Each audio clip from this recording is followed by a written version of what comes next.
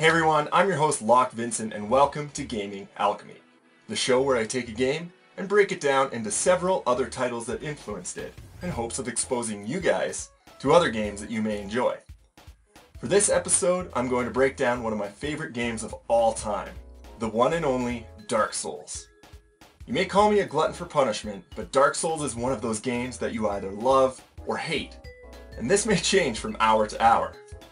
You could call Dark Souls a sequel to Demon's Souls, but it is more of a successor, as they share a look and feel in gameplay and design instead of a continuous storyline. If you have played Dark Souls, you know what I'm getting at. But if you are new to the game, it's an action-adventure role-playing game that puts you in a world and just lets you explore. There's an emphasis on precision combat, and animation priority is a huge factor when it comes to fighting. Being an RPG, you can also choose how you approach combat. Do you go toe-to-toe as a fighter, or sit back and cast spells? Do you create some sort of hybrid? It's totally up to you, which lends Dark Souls to multiple playthroughs with various character builds. The currency in the game is souls, from which it gets its name. You gain souls from defeating enemies, and the hook is that if you die, you lose all the souls on you. Keep in mind that you use souls to not only purchase items and upgrade equipment, but level up your character as well. So just think about going to level up and you fall off an edge, losing all of your hard-earned souls. So that's Dark Souls in a nutshell. Now let's get to the first game that I have broken it down into.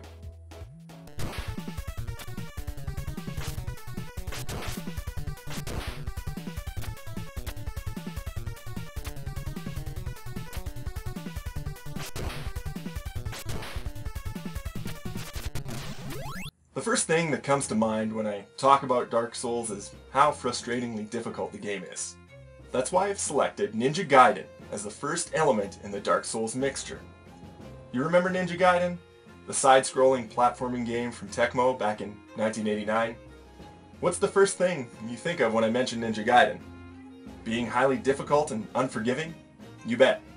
This characteristic is shared so closely between Dark Souls and Ninja Gaiden that it's what defines these games.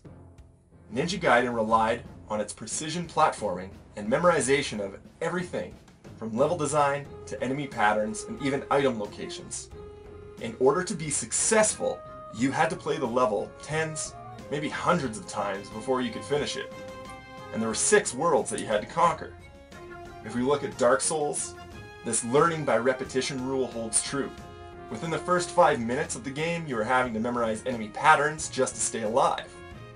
Once you get to the more difficult enemies, it's lights out unless you are dodging attacks and countering at the right moment. Now this may sound punishing, and it is, but once you learn the systems within both Ninja Gaiden and Dark Souls, you can use these to your advantage and plan your movement around enemy patterns and level design. Ninja Gaiden did focus more on platforming more than combat, whereas Dark Souls has combat at the forefront and some light platforming sprinkled in. Where Ninja Gaiden had you making split-second jumps, Dark Souls teaches you to make split-second decisions in combat. It is the most unforgiving but fair combat system you will find in a game. An ancillary part of Ninja Gaiden is the item pickups. Ranging from shurikens to boomerangs, they are scattered throughout the levels for you to find, and they're necessary for your success. They have limited charges and can be refilled through item pickups. Dark Souls hosts magic and items that use a similar rule set. You have a limited number of charges and they could be refilled by visiting a bonfire. But the most important point I want to stress is that they are pivotal to your success in the game. Some situations, like ghosts for example, require that you curse yourself so that you can hit their ethereal bodies. Otherwise, you just gotta run. Now remember how I said that people either love or hate Dark Souls? Well, it is because of the difficulty that this holds true. It's also what makes these games so rewarding. When you finish a level, defeat a boss, or get out of a battle with a sliver of health remaining, I can confidently say that no other game leaves you with such a gratifying sense of accomplishment. Call me crazy, but this is why I love this game. You can't beat that feeling, and I'm glad that Ninja Gaiden existed to pave the way for difficult games.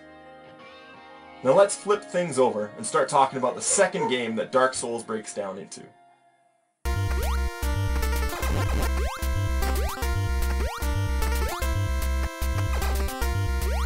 So think back to another action-adventure game that puts you in a world and just says, here you go, have fun, and leaves you to your own devices.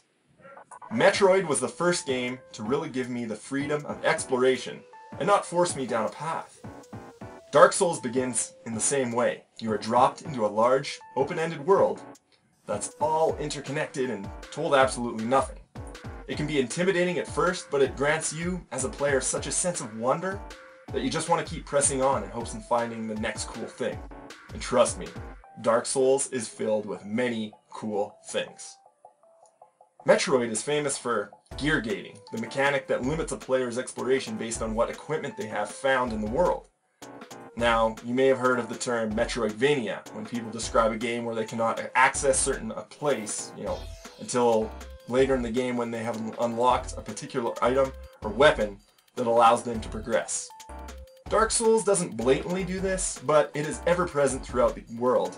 It gives some boundaries to the progression of the game and forces you to visit earlier areas before hitting the really difficult ones.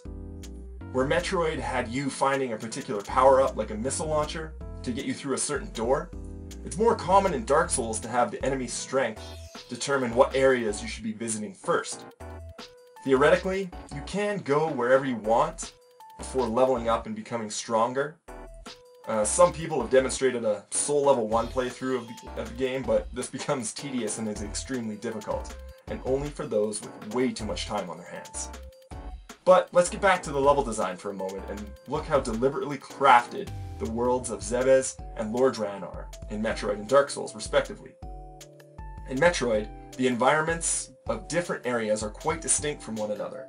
Different colors will tell you that you have come to a new place, and the enemies follow suit with color or are just totally different. It's exciting to explore a new area because you know that you are one step closer to a new piece of equipment. On the surface, Dark Souls may seem like it's a dreary medieval fantasy, like right across the board, but once you start getting into the depths of the game and exploring some of the later stages, you will find that it is a fantastical world made up of very different environments. From the plague-ridden Blighttown to the breathtaking Anor Londo, Dark Souls has some of the craziest levels that are all very different from each other. It is always a treat to find a new area and explore every crevice because you'll never know what you'll find around the corner. One odd thing that Metroid and Dark Souls share is their lack of storytelling. Metroid gives you a quick prologue and epilogue with most of the story being told to you in the instruction manual. Now take a look at Dark Souls. The story is doled out to you through minimal dialogue, and get this, items.